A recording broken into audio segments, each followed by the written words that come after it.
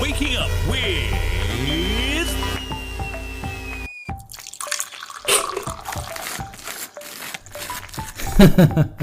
Shivraj Prashad, your host on Good Morning Grammar.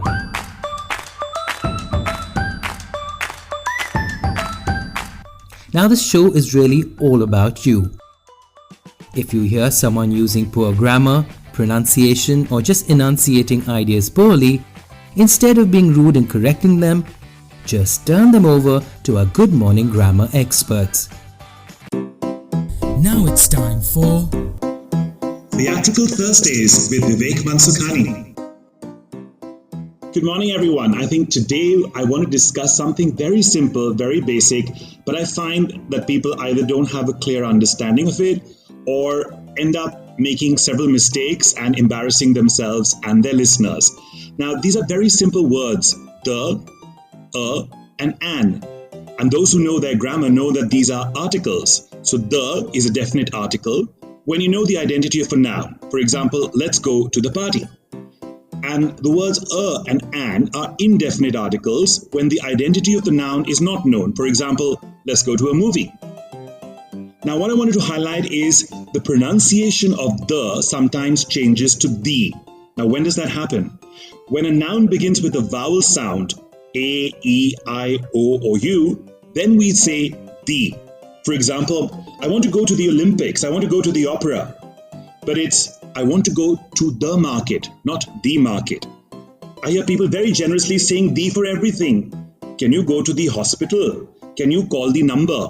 So I think that becomes, very awkward and makes me feel very squeamish. So no excess use of the. We must know when to say the, when to highlight it, when to emphasize it, only before a vowel sound. Similarly, and an. So when a noun begins with a vowel sound, A, E, I, O, or U, then we use an. For example, give me an umbrella, tell me an idea. But if it's a consonant, we just stick to a. For example, I want a milkshake, I need a blanket. So I find people often not quite clear when to use an, and that becomes something that's quite awkward as well, because the consonant sounds don't need an, but the vowel sounds definitely do. And it just enriches your language, your written language, your spoken language, when you actually use an to really emphasize those sounds which begin with vowels. The other final thing I want to talk about is it's very jarring when people pronounce as a, which is actually the first letter of the alphabet. So I sometimes hear people saying, give me a minute, make me a smoothie. So why do they want to say a? They just have to say a. A is an alphabet, but when you use a as a word, it's a. It's the sound a. Almost like ER, it's a. So these are the things I thought I wanted to highlight in today's session.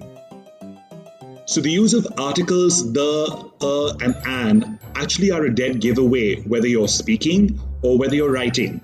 And particularly in written correspondence, whether it's for domestic or international purposes, I think people are able to understand whether you really know your language, you really know your grammar, by the way you use these articles, the, and. So if you want to come across as someone who really understands the language and is a good communicator, I think we should really brush up on our skills of knowing when to use these correctly in writing and how to pronounce them when we are speaking.